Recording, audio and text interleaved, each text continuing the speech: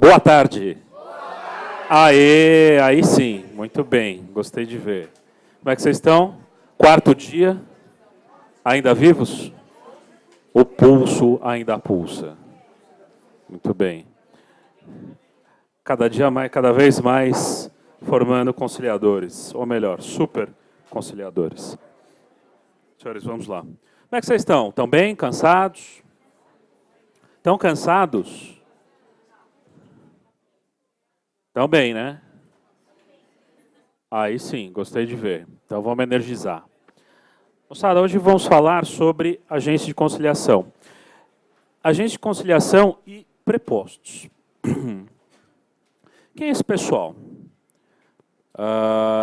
Quem é a principal pessoa dentro da conciliação? O que é indispensável para a gente ter conciliação? Muito bem, as partes. Sem as partes, não tem conciliação. Senão é só uma estrutura vazia.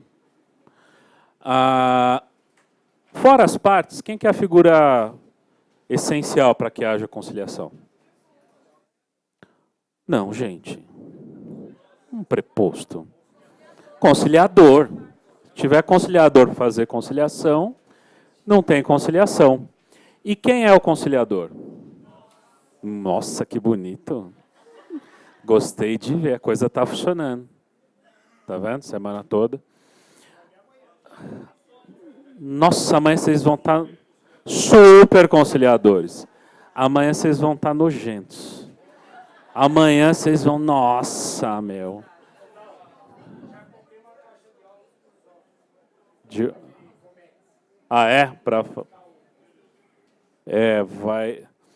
Vai ter um bottom que a Patrícia vai entregar, né, Patrícia? You survived. Põe assim um bottom no peito que chegou ao final. Oi? Não, piscar a luzinha com coração, Dia dos Namorados, vai parecer outra coisa, né? Senhores, além das partes conciliador, tem toda uma equipe para que haja conciliação. Então, quem faz parte desse setting, né, desse cenário? O juiz coordenador, os outros conciliadores, os funcionários da SECOM, da Central de Conciliação, nosso caso específico de São Paulo, que a gente vai chamar de SECOM ou SECONS, quando for interior, e os representantes das empresas ou do órgão público. Que, em geral, na Justiça Federal, quem que é? A administração pública. Quem estará representando a administração pública? 2 tipos de pessoas, às vezes 3. Então, principalmente, o preposto. O que é o preposto? O preposto é o representante da empresa. Então, principalmente Caixa Econômica Federal, que é uma empresa pública, o representante será o preposto. O INSS nem sempre terá preposto. Na verdade, não tem preposto. Ele vai contar só com o representante jurídico. Como chama o representante jurídico? Advogado. Muito bem. Então, mais especificamente no nosso caso, o que vai acontecer na Justiça Federal? Você vai ter, se for Caixa Econômica Federal, diversos prepostos e os advogados da Caixa. Quem são esses prepostos da Caixa em geral? São funcionários da Caixa ou de uma empresa de recuperação de ativos que se chama Engea. A Engea é uma empresa que foi criada para recuperação de ativos, que são aqueles, não lembro muito de contabilidade, mas são aqueles devedores duvidosos, ou aquele crédito que já não consegue ser cobrado. Foi feita uma reformulação há alguns anos e esses créditos eles passaram para a Engea. A Engea não tem quadro de funcionários, então quem trabalha para a Engea são os funcionários da Caixa. Ok? Tem um convênio entre Caixa e Engea, até porque os créditos são da própria Caixa Econômica Federal. Então, quem que a gente vai ver lá? Funcionários da Caixa e Engea que estão na condição de prepostos, além dos advogados. No INSS, a gente vai ter o representante jurídico. Como a gente chama o representante jurídico do INSS? Advogado. Tem um outro nome, né, esse tipo de advogado público. Procurador do INSS. Além do procurador do INSS, costuma ter um funcionário do INSS que não é um preposto. Ele é um funcionário do INSS de apoio aos procuradores. Então, para saber sobre algum cálculo, algum benefício, esse funcionário ele vai entrar no sistema do INSS, que nós da Justiça Federal também temos acesso, mas como ele é o responsável, ele vai entrar para ver se tem alguma pendência ou para tirar alguma dúvida, muitas vezes no histórico do benefício.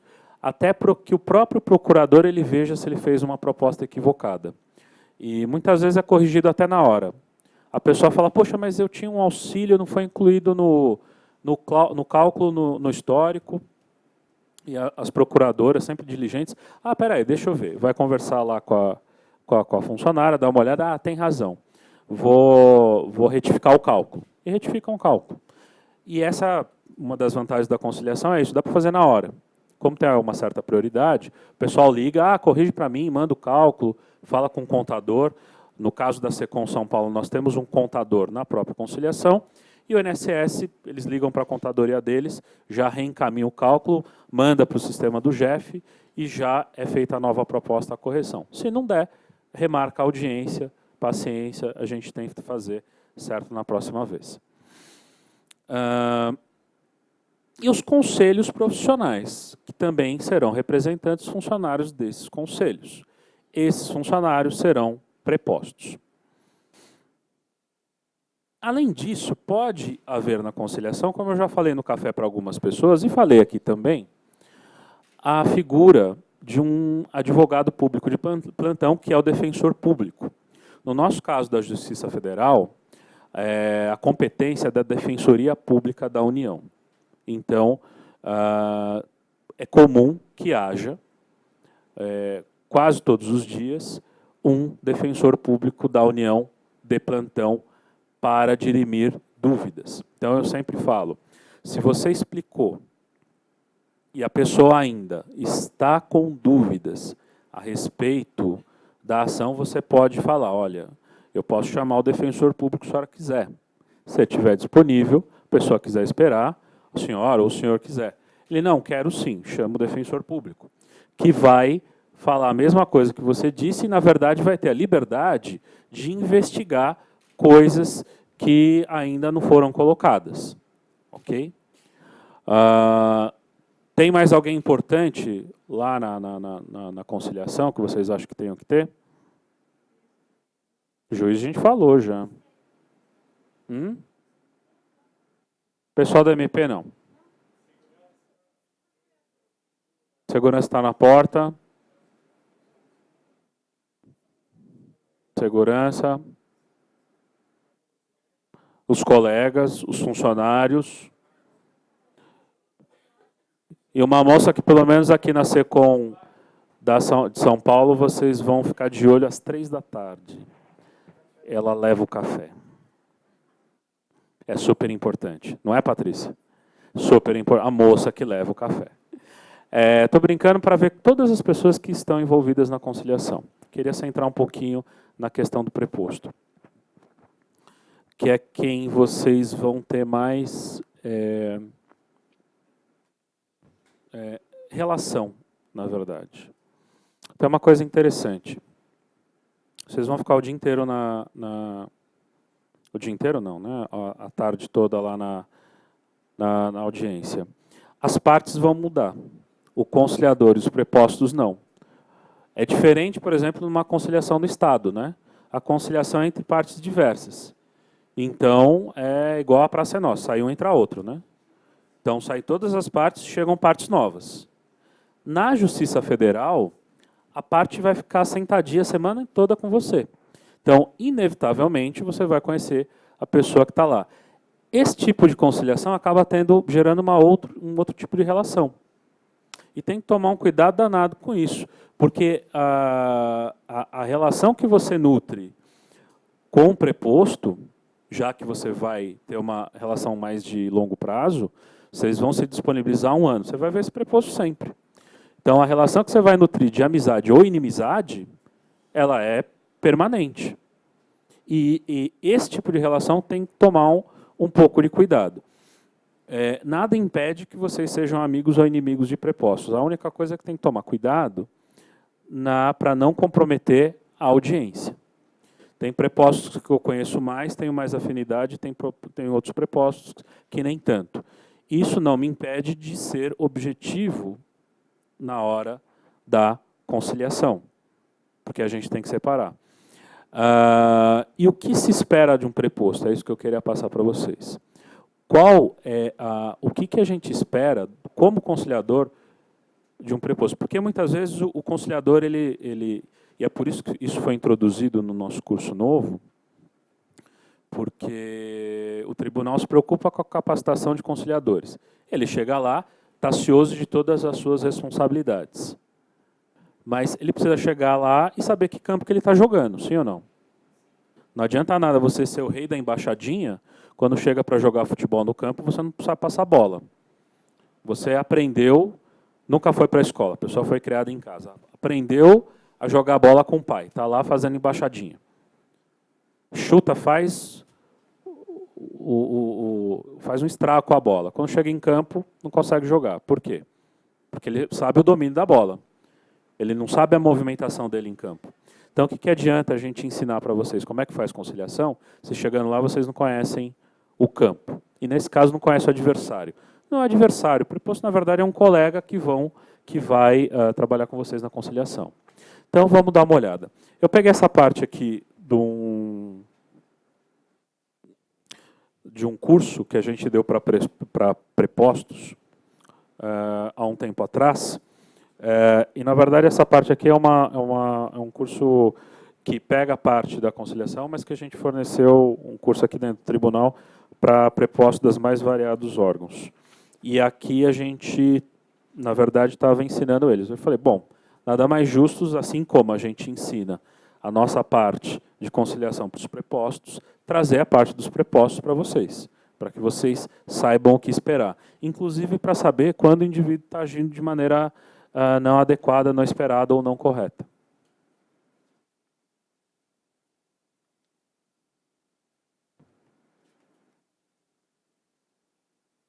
Eu não vou passar todo o curso, porque a gente tem 1 hora e, na verdade, é bem específico.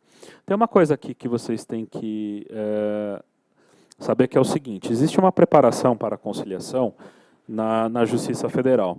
Vocês vão ver, ou já viram, ou já ouviram falar, que, na verdade, os termos do acordo eles são mais restritos. Não é uma conciliação livre, porque as partes não podem dispor dos seus interesses livremente. O particular pode, o ente público não. Por mais que nós tenhamos aqui uma nova visão sobre o princípio da indisponibilidade do interesse público, como a gente já falou em aula passada, eles têm um limite para isso. Cada vez mais esse limite ele é estendido. Conforme o tempo, a gente tem conseguido flexibilizar as condições de acordo entre a administração pública e o particular. Para vocês terem um exemplo.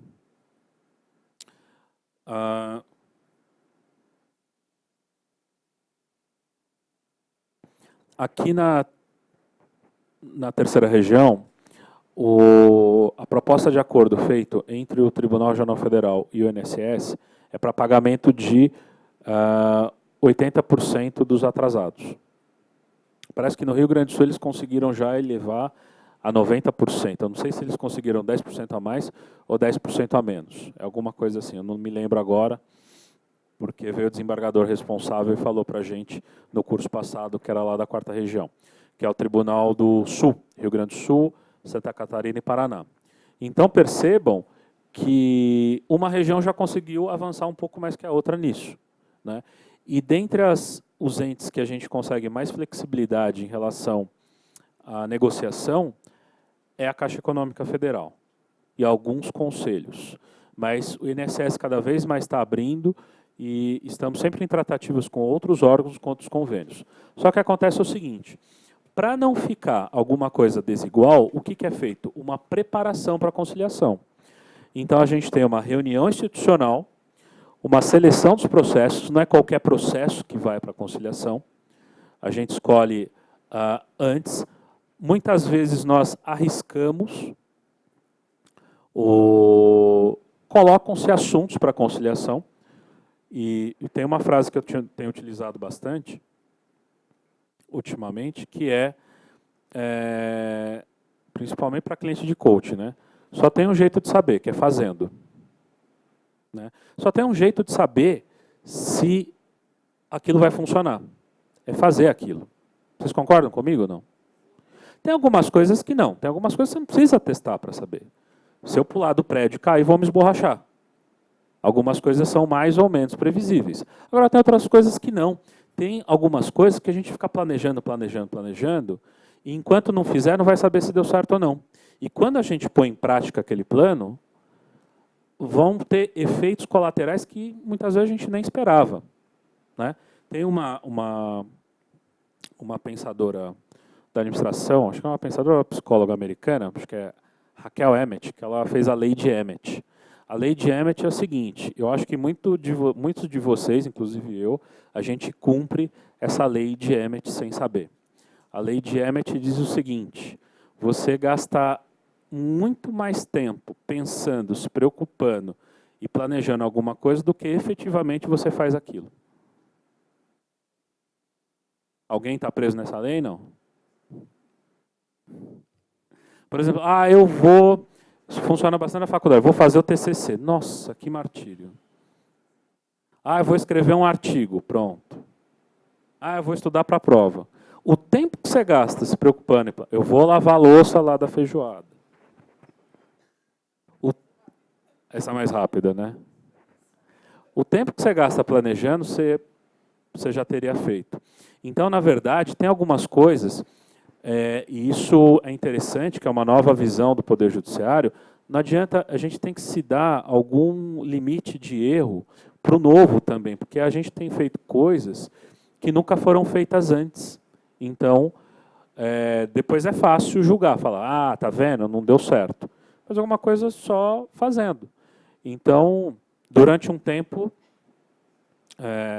foi para a conciliação ação de auxílio incapacidade. Deu certo? Deu. Acabou com o estoque. Era o melhor processo para ir para a conciliação? Alguns acham que sim, outros acham que não. Mas foi uma experiência. Foi tirado? Foi. Algumas coisas vão e voltam. Por exemplo, a questão do pré-processual do conselho. A gente julgou bastante. Da maneira que estava, foi retirada. Reformulamos, colocou de volta. Então, existe uma escolha de assuntos para que tenha mais efetividade, mais eficácia na conciliação. A definição de data, local e apoios necessários. Há sempre um planejamento. Vocês vão perceber o seguinte, quando vocês forem fazer conciliação, na Justiça Federal, existe um planejamento para assuntos. Então, a semana toda vai ficar com o mesmo assunto. Então, é feita uma reunião institucional para pautar os processos que vão para a conciliação, ou junto ao INSS, ou junto à Caixa Econômica, ou junto ao Conselho, seja quem for. E aquela semana só vamos tratar disso. Eventualmente, nós temos 2, 3 assuntos tratados ao mesmo tempo, porque aqui na SECOM nós temos 3 andares. Então, nós temos 3 possibilidades de rodada. Então, se o indivíduo tiver sido designado para um determinado dia, para o primeiro andar, para trabalhar INSS, e no segundo dia, se quiser variar de assunto, Caixa Econômica, é possível. Ou se não quiser continuar no mesmo, mas aquele andar, aquela semana, será sempre daquele mesmo assunto, o que facilita a concentração para a organização da conciliação. Intimação processual, carta convite e estrutura adequada das mesas de disposição das partes. Sempre que a gente vai trabalhar sobre uma conciliação de maneira institucional, a gente quer saber quantos prepostos estarão disponíveis da outra parte. Por quê? Não adianta eu agendar 10 conciliadores se a Caixa Econômica vai mandar 4 prepostos. Então, a gente tem que abrir o número de mesas adequados. Então, vamos supor que nós tenhamos 10 mesas no andar. Se faz uma reunião com a Caixa Econômica ou com o Conselho, olha, 10 mesas, 10 funcionários eu não consigo mandar.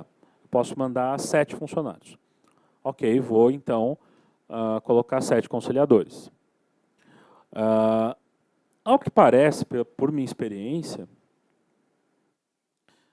nós temos sempre uma estrutura maior que o órgão. Sempre maior que a Caixa, sempre maior que os conselhos. Então, se há uma falha, por exemplo, do órgão em mandar conciliador, vocês vão ver que muitas vezes vai sobrar conciliador e os prepostos vão ficar sobrecarregados. Ok? Mas aí é alguma coisa que falhou na execução e não foi culpa do judiciário. Ok? Tem uma outra coisa também que é interessante, sempre vocês separarem.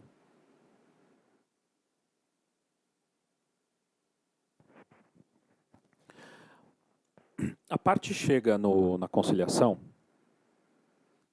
e ela foi intimada ou convidada para tratar de um assunto dela, do processo dela, da Caixa Econômica Federal. Ok? É comum que os conciliadores, às vezes sejam muito tímidos, os prepostos tomem a frente. Aí, ele fala, não, mas vocês da... E começa a explicar a situação dele, mas vocês da Caixa, isso me irrita um pouco, né? Eu falo, não, vocês... Eu não corrijo parte, eu sou super tranquilo, calma. Mas é a única coisa que eu falo, vocês da Caixa, não. Ou vocês... Isso é uma coisa que você tem que deixar claro. Aqui é Justiça Federal. Aliás, vocês são o quê? Super conciliadores. Você se forma em super conciliador, chega a parte e fala, vocês da Caixa? Não, também não, que foge. Aqui é justiça, mano. Isso você tem que separar. Por que justiça federal, não é qualquer. O que ocorre aí? Muitas vezes, o preposto vai deixar... Preposto eles não mandam, mas mandam caneta, mandam folhetinho, manda... Uma vez espalharam um folhetinho lá, a diretora da conciliação saiu recolhendo lá, que não pediram autorização. Eu achei estranhíssimo o folhetinho lá. Eu falei, ué, não pediram autorização? Ela saiu recolhendo tudo lá, um folhetinho da Caixa lá. E às vezes, quando você nem se ligar, você tá... Sabe essa história de troca caneta e tal? Você pegou uma caneta de onde? Da Caixa. O que a parte vai pensar? Você é da Caixa, está a favor dela. E tem um problema, tem que tomar muito cuidado. Você está ali com, às vezes tem uns gaps de conciliação. A parte falta, ou então as mesas estão lotadas. O que você faz? Você levanta para tomar café. Você levanta para conversar. Absolutamente normal. Está conversando com quem? Ou com o colega ou com o preposto da Caixa. Ou com o procurador do INSS. Ou com a juíza. Isso é absolutamente comum. E não há nenhum problema nisso. A pessoa chega e está vendo você mó papo lá, que você chama pelo nome. O indivíduo ele já vai temeroso para o judiciário. Tudo bem, conciliação é diferente, mas continua sendo poder judiciário. Ele chega lá, meio tímido, meio acabrunhado. Você está lá no mó papo com um preposto, utilizando uma caneta da Caixa Econômica, o que ele vai pensar? Estão todos contra mim, exatamente. Ou então é tudo da Caixa, nem acabou a figura do conciliador. Então, não é para deixar de tomar café, não é para deixar de fazer amiguinho, não é nada disso. Mas é tomar um cuidado da informação que chega para a parte. Quando ela chegar, você fala, olha, aqui é justiça, aqui é conciliadora, aqui é o preposto. No INSS fica mais fácil, porque como a proposta ela já chega via sistema, vocês vão ver que é mais tranquilo. Mas só para não acontecer esse tipo de confusão e para vocês mantenham a autonomia. Vamos lá.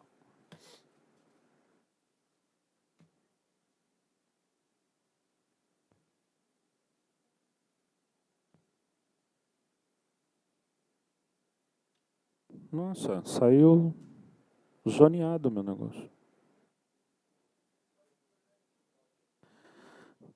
Eu vou traduzir para vocês. Etapas da conciliação.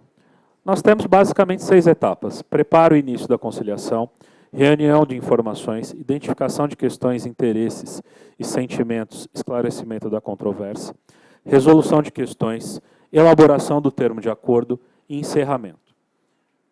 Em cada uma dessas partes, em cada uma dessas etapas, a gente vai ter a participação tanto de conciliadores quanto de prepostos. Eu estou enfatizando aqui conciliadores e prepostos, mas lembra que a dinâmica é sempre das pessoas que estão envolvidas.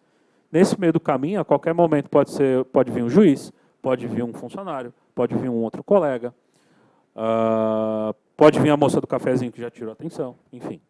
Todo mundo está participando ali, mas estou enfatizando aqui nesses 2 atores.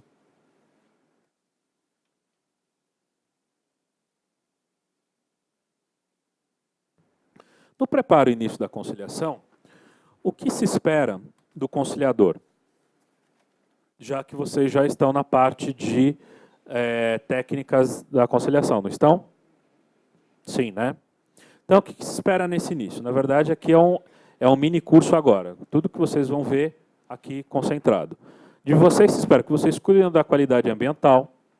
Se a pessoa chega nervosa, para você deixar lá no clima. Se ela chega muito apática, para que ela também entre no clima. Contatos iniciais com as partes. O que é um contato inicial com a parte? Conversa de elevador. Primeira coisa que vocês fazem? Vocês se apresentam. Olá, meu nome é tal, sou o conciliador da Justiça Federal. Isso tem que ser um mantra para vocês. Vocês sempre têm que falar. Ah, eu sou fulano. Tá, fulano de onde? Com a caneta da Caixa na mão. Ah, eu sou fulano, moro na Tatuapé. Não. Eu sou fulano, conciliador da Justiça Federal. Vocês vão receber um crachá que está escrito assim, provisório.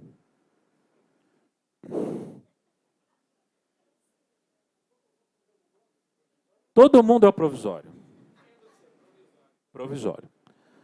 Eles vão identificar você lá como provisório, está sem seu nome. Então, o que vocês têm que fazer? Reafirmar a identidade.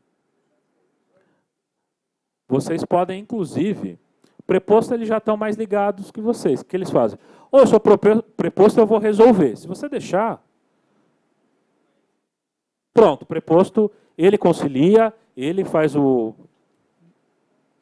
Percebe? Não há nenhum problema também do preposto ser ativo.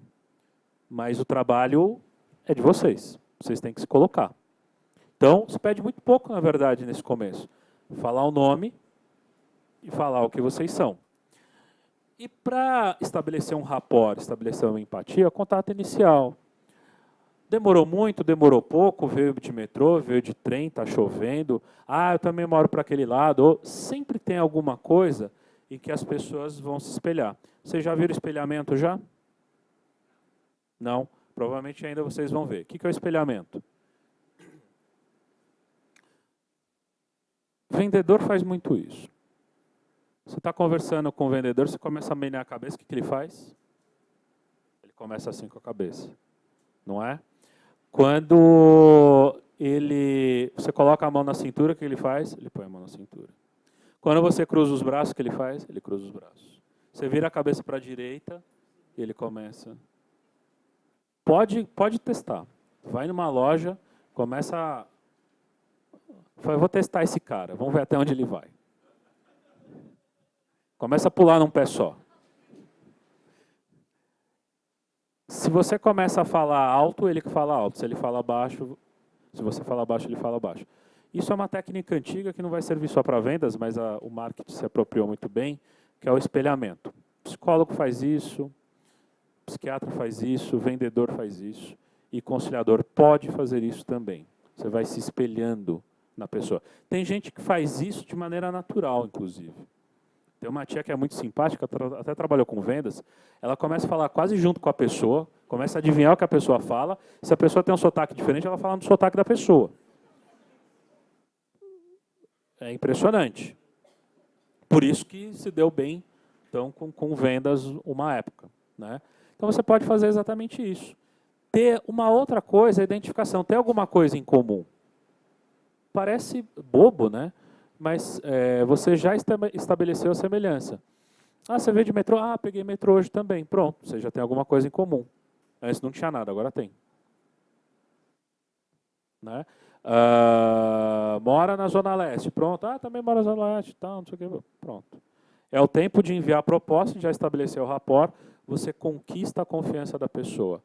Você quebra o gelo para ela achar que é todo o poder judiciário, agora ela está falando com quem?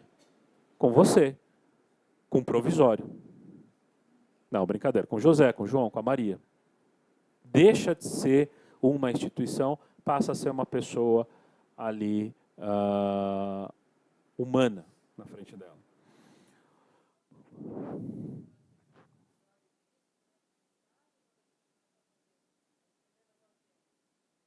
Não, eu estou brincando, é só o crachá. Não, o crachá é sempre o mesmo, sempre provisório. Pelo menos aqui na Secom em São Paulo, no prédio lá da República. Inclusive eu, quando esqueço o meu, provisório. Eu costumo não esquecer muito, não porque seja a pessoa mais lembrada do mundo, é porque demora muito na entrada. Porque eles vão pegar telefone, RG, CPF, nome do pai e da mãe, para preencher lá Mas esse é o procedimento, pelo menos aqui na Secom São Paulo. Nas outras Secons do interior eu não sei.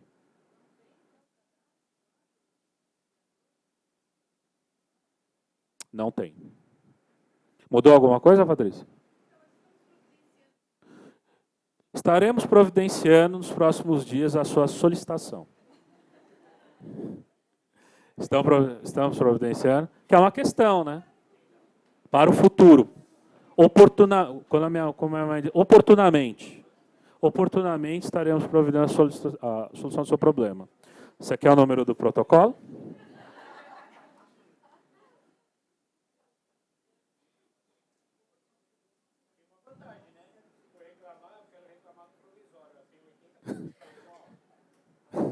Quer saber, meu nome? Vê meu crachá, né? O que se espera do preposto? Respeitar e compreender a declaração de abertura. Vocês vão passar ainda pela declaração de abertura. Declaração de abertura parece alguma coisa muito formal, e se a gente fosse seguir ela como uma instrução, seria mesmo. É praticamente um apregoamento na porta do fórum, né? Declaro aberta a sessão de... Não, a gente não faz isso. Até porque essa é uma ótima maneira de espantar a pessoa. É uma ótima maneira de mostrar para ela, viu como a gente está no Poder Judiciário antigo, tradicional, não vai conciliar nada. Não. Declaração de abertura, a gente precisa seguir aqueles passos da declaração de abertura, mas de uma outra maneira, parafraseando, informal. Diz seu nome, diz boa tarde, nós vamos tratar do processo tal, identifica a pessoa, vê o documento dela. Tem gente que ela sempre apresenta o documento, está na mão. Se ela fizer questão que ela pegue o documento, você pega o documento. Se não, não. Você vai lá, professor. Adalto, você precisa pegar o documento. O negócio é o seguinte: ele chegou no prédio, nosso caso aqui em São Paulo. Ele chegou no prédio, se identificou com a RG. Passou lá com a segurança terceirizada, que são uns 3, 4 assim, que veste preto, pessoal. Passou no detetor de metal. Depois passou no atendimento no primeiro andar. Foi triado de novo. Você concorda comigo que esse cara já está identificado? Eu vou ver a cartinha, só preciso saber quem que essa pessoa é. Qual é o nome da senhora? Deixa eu ver a cartinha para eu localizar o processo. Agora, às vezes a pessoa está lá, ela quer que o documento seja pego, eu pego, não tem problema. Se é mais confortável para a pessoa que na identificação. Se ela fala assim, preciso do documento, pessoa mais descolada, está mais à vontade, não, só me dá a cartinha. Se a pessoa lá, às vezes tem uma senhorinha simples, estou com o documento aqui. Né? Tudo bem, me dá o documento, deixo na mesa, finjo que estou digitando o documento, tudo certo. Ela fica confortável, que eu peguei o documento dela, pela 50ª vez no prédio, e está identificada. Isso é a declaração de abertura. É você estabelecer os termos de como vai ser a conciliação. O preposto, ele tem que respeitar e compreender isso, que quem faz a abertura é o conciliador. Promover o rapport também. Você vai falar, Dalton, sempre é promovido o rapport pelo preposto? Não.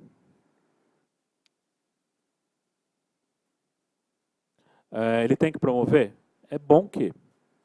É interessante que. O indivíduo vai lá falar de uma dívida da casa própria. O cara já está estressado. Se o preposto estiver estressado também, aí são 2 trabalhos. O preposto é um colega seu. Então é interessante que ele entre no clima da conciliação. Você vai encontrar prepostos mais ou menos dispostos a fazer conciliação. E construir credibilidade. O preposto também tem que participar da boa-fé de que ele realmente quer conciliar. Tudo bem aqui?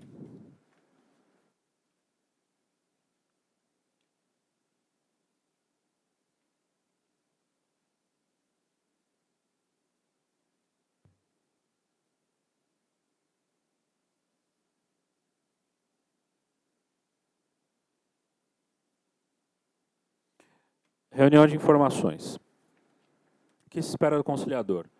Coleta e análise de dados. Como é que você vai fazer isso? Conversando com as pessoas e lendo o processo. Dinâmica e essência do conflito. O que está pegando? Qual que é o problema? Prestem atenção numa coisa. O conflito não é aquilo que está no processo.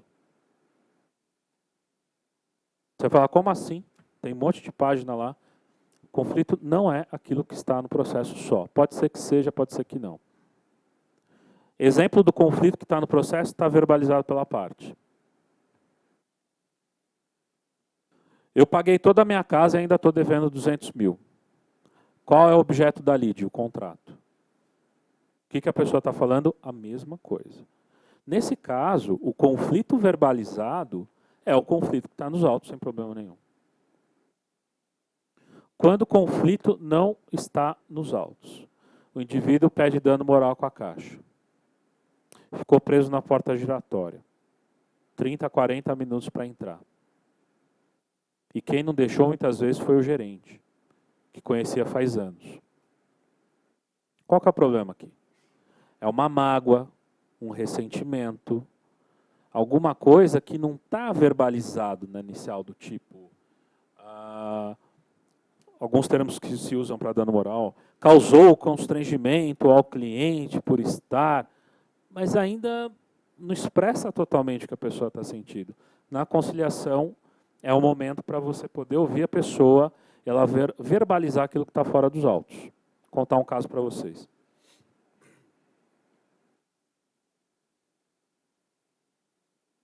Uma vez estava fazendo uma conciliação, dano moral, porta giratória. O rapaz, era um rapaz novo, ele era deficiente físico. O que aconteceu? Ele ia na mesma agência, e entrava, conhecia todo mundo, os vigilantes, os guardas, os caixas, enfim. Ele entrava com uma muleta metálica. E tudo bem, entrava, fazia uma rápida revista e já deixava o pessoal entrar pela porta normal, ou, enfim, desligar o sensor, mas ele entrava. Um belo dia, como a empresa terceirizada às vezes muda, a cada 3 vezes vão mudando as pessoas, teve um lá que encrespou com ele que ele tinha que deixar a muleta para o lado de fora. E aí depois o pessoal foi falar com o vigilante, não, esse rapaz é cliente, tal, não sei o quê. Só que nessa, o vigilante ele já tinha falado com o gerente geral, que desceu do andar e foi falar com ele. E causando um constrangimento, porque já estava um tempo para ele entrar. E ele tirou tudo do bolso, e a grande questão é que o gerente não queria deixar que ele entrasse com a muleta, porque era metal. Metal não podia passar pelo detector de metal. Não era uma faca, não era um revólver, era uma muleta. Já pensou, né? O que uma muleta pode fazer na mão de uma pessoa que depende dela para andar?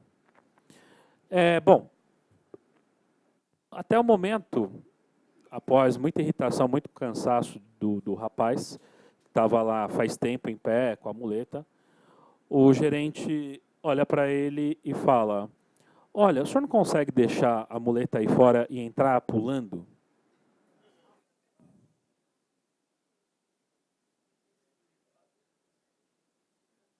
O pessoal, evidentemente, ficou bem revoltado, os funcionários já estavam apreensivos, porque conhecia o rapaz, mas não podia fazer nada porque o chefe dele estava encrespando. E o pessoal começou a ficar irritado e chamaram a polícia. A polícia militar já estava ali. E o policial, ele ouviu isso. E ele não conseguiu entrar, ele ficou bem irritado. E foi o policial militar que deu a dica para ele. Falou, olha, eu não posso fazer nada nesse momento, porque, enfim, é o banco, não posso, eu posso conversar com o gerente, mas não posso ajudar o senhor. Mas se eu fosse o senhor, eu entrava na justiça contra esse, isso é um absurdo. O próprio PM ficou revoltado lá e deu a dica. Ele falou, quer saber? E é um rapaz super pacífico, super tranquilo. Ele falou, eu só entrei porque esse dia eu achei um abuso.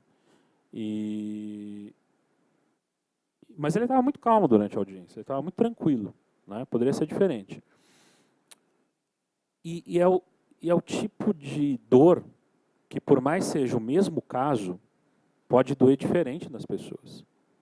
Esse é o risco da gente tabelar algumas coisas, como dano moral,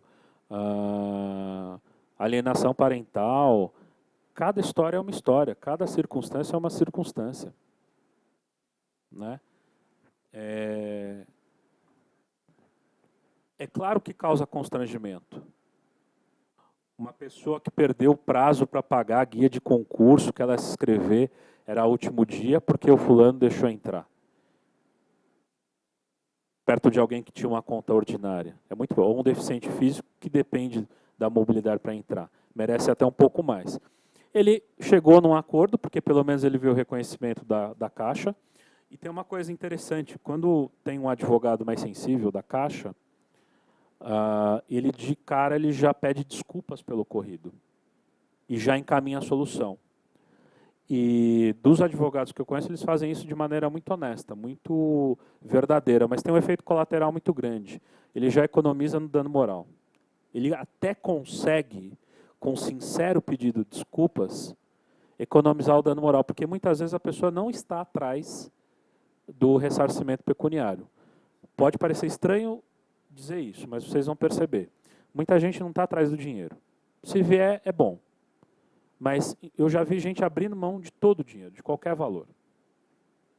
Uma vez atendi também fiz conciliação, que inclusive era uma colega de vocês, estava fazendo curso de conciliação, e ela comentou, eu tenho uma conciliação na Federal. Eu falei, que interessante, né?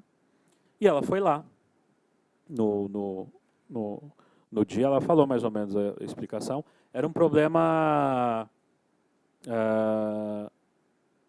qual era o problema dela?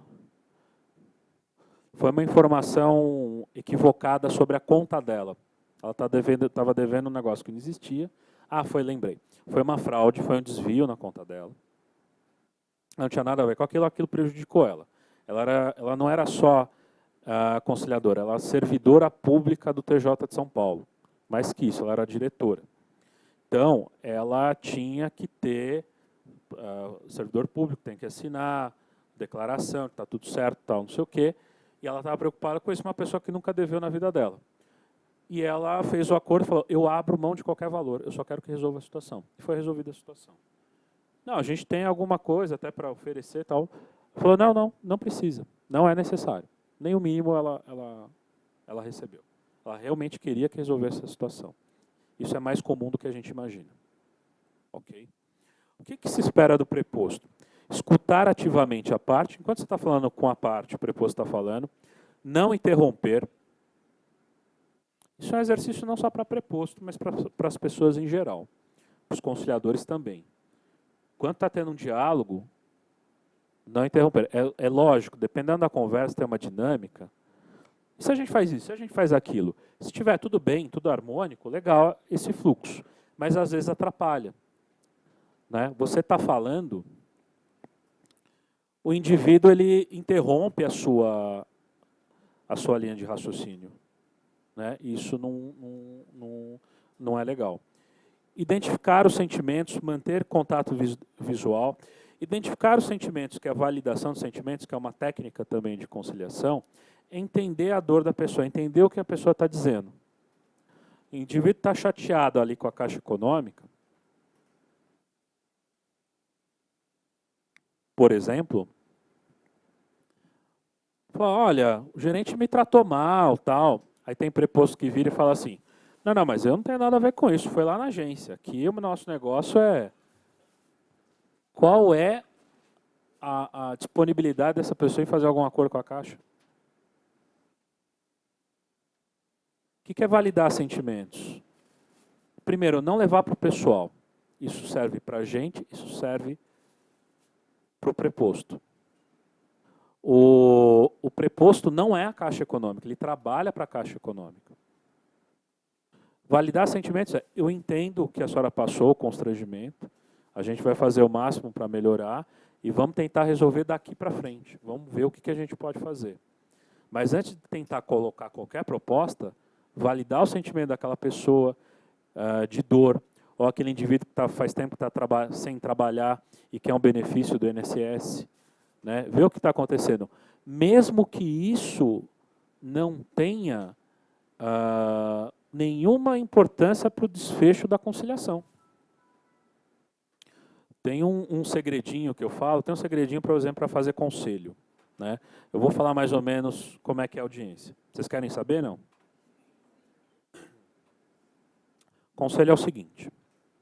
Não importa muito conselho. O indivíduo chega lá reclamando que ele deve uma anuidade para um conselho que não faz nada para ele, que nunca viu a cor desse dinheiro, e ainda se ele fizer alguma coisa de errado, ele multa, o conselho multa. E muitas vezes ele nem está mais exercendo aquela profissão. Ele só está inscrito no conselho, mas não deu baixa. Há duas maneiras de fazer uma conciliação como essa, que é uma conciliação simples. É só débito de valores e parcelamento. Não tem muito o que fazer nesses casos. É só ver se ele vai aceitar a proposta ou não. Que é uma proposta de origem financeira, mas a reclamação não é. Basicamente, dura mais ou menos 20 minutos esse tipo de audiência. É 17 ouvindo as reclamações do membro do conselho e 3 minutos para que o preposto ofereça a proposta e ele entre em acordo ou não. Quanto mais você deixar a parte falar e se manifestar, menos trabalho você vai ter lá na frente. Agora, se conciliadores e prepostos começarem a arguir as razões da parte, porque ela está revoltada, aflita, 20 demora 1 hora. Fora o desgaste que você vai ter. Vai adiantar? Você já convenceu algum adulto que está convicto de suas razões por motivos emocionais? Você consegue convencer ele do contrário?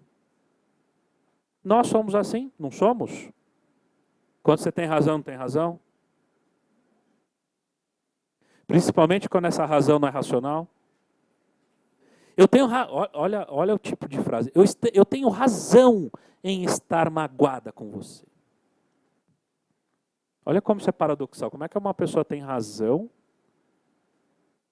com base numa emoção? Porque, na verdade, isso é uma grande bobagem, essa divisão. Né? É tudo a mesma coisa. Né? Então, se o motivo é emocional, você tem uma outra forma de validar. Uma outra forma de você compor. Por exemplo, validação de sentimentos. Uma outra técnica se usa em negociação, que o Edson já tinha falado, que é o afago.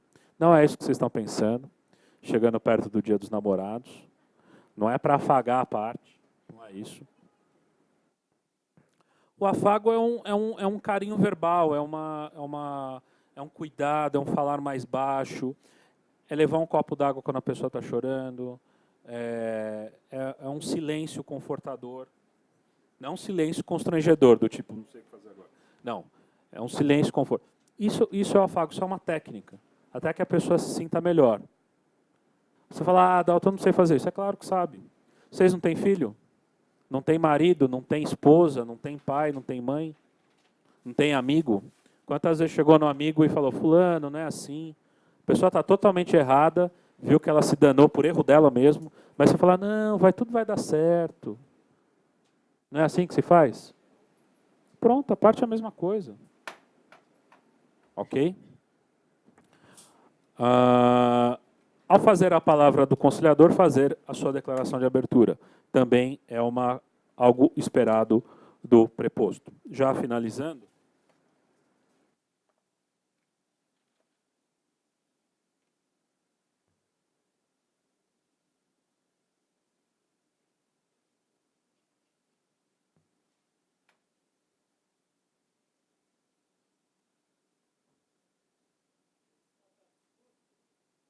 Oi?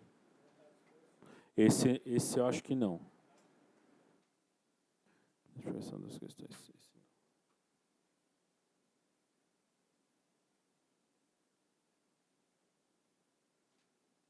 A última parte que eu queria ver com vocês, que é a resolução de questões. A elaboração do termo de acordo e encerramento é algo razoavelmente tranquilo que vocês vão ver em outra parte, principalmente porque vocês vão trabalhar com sistema informatizado e os modelos de acordo eles já são padrões. Então, a gente não vai ter maiores problemas em relação a isso. Então, o último ponto central que eu quero ver essa questão do preposto é essa resolução de questões. O que o conciliador deve fazer? Estímulo à geração de opções para o acordo. Estímulo à avaliação das opções para o acordo. Além de gerar as opções, é saber se aquilo é viável ou não. Uma coisa é geração de opção, outra coisa é você tomar a cabo efetivamente aquilo. Ok? Vamos supor que você esteja planejando uma viagem com alguém e falar, a gente podia viajar, né, fulano? Ah, podia, né? Tá lá amanhã, dia dos namorados, né? Vai beber um vinho. E as pessoas têm um grau etílico que chega uma hora que vai salvar o mundo, vai ter a melhor ideia, não é? Mesa de bar? Vocês já salvaram o mundo numa mesa de bar? Já fizeram empresas milionárias na mesa de bar? Depois do primeiro engradado? Ou algumas caipirinhas? Vão viajar o mundo com os amigos, ou com a esposa, com a namorada, depois do vinho. Não, a gente podia ir para Bali, né? Ah, amor, vamos para Bali. Quando? Mês que vem, amor. Mês que vem a gente vai para Bali. Não, a gente podia ir para Disney. O que é isso? É geração de opções. Qual que é o problema disso? Nenhum. Você pode gerar opções. E é a criatividade que faz gerar opções. Porque é que algumas opções que elas podem se dar certo. Agora, no final, são todas as opções que vão ser levadas a cabo, depois passa a ressaca. A gente falou que ia para Bali, a gente vai mesmo? Não, eu acho que estou vendo o orçamento aqui desse mês, a gente está em junho, a gente vai para Praia Grande mesmo. Mas é uma semana? Não. O fim de semana, uma diária. Sábado de manhã, volta domingo à noite. Esse é o teste de realidade. Lembra do teste de realidade? Então, vocês vão fazer um teste de realidade. Então, o conciliador deve gerar opções e estimular a avaliação das opções para o acordo. Você gerou opções, aí você vai estimular, ver quais dessas opções são válidas. Eu mesmo me permito viajar. Falei, pô, e se isso fosse desse jeito, desse jeito, desse jeito? A parte fala, não, desse jeito eu não consigo porque eu não tenho dinheiro. Ah, legal. E se isso, e se isso, e se isso? Aí o preposto fala, não, desse jeito eu não consigo porque tem uma cláusula contratual. Cada vez que você vê aquilo que não dá certo, é menos uma coisa que você tira. E mais alguma coisa você vai caminhando para aquilo que vai dar certo. Porque às vezes aquilo que não deu certo, alguma coisa você pinça, fala, desse jeito não, mas se fizesse desse jeito dava certo. E surge o acordo. Então, se permitir um pouco, às vezes, falar bobagem. Não é falar bobagem, é gerar opção. Uma coisa é gerar opção, outra coisa é a opção que vai dar certo. Instrumentos, sessões individuais, vocês podem fazer. Pede licença para o preposto, pede licença para a parte. Não precisa pedir tanto licença para a parte, chega no preposto, não dá para fazer isso, não dá para fazer aquilo. Ou fala com a parte sozinho, isso é totalmente possível. Teste de realidade, afago, recontextualização, conta a mesma história, mas de outra maneira. pessoa vai entender. E o preposto, preparar-se para todo o ciclo de negociação, negociar com base em interesses, não em posições. Vocês vão ver isso também durante as técnicas. Propor um acordo de forma eficiente e explicar a impossibilidade do acordo. Se o preposto ele não acorda ou não é possível oferecer aquela proposta ou aceitar a contraproposta, ele tem que explicar o porquê. E aí é uma função do preposto e não sua, porque a proposta, a contraproposta é dele. Ok? Dúvidas aqui? Tranquilo isso, gente? Ok, então eu vou encerrar essa parte, vou passar a palavra para o Dr. Edson, vou pedir licença para vocês e para o Edson, que eu tenho que fazer um relatório daqui a pouco para a EMAG, que eles estão me cobrando lá, e vocês estarão em boas mãos. Muito obrigado, até a próxima oportunidade.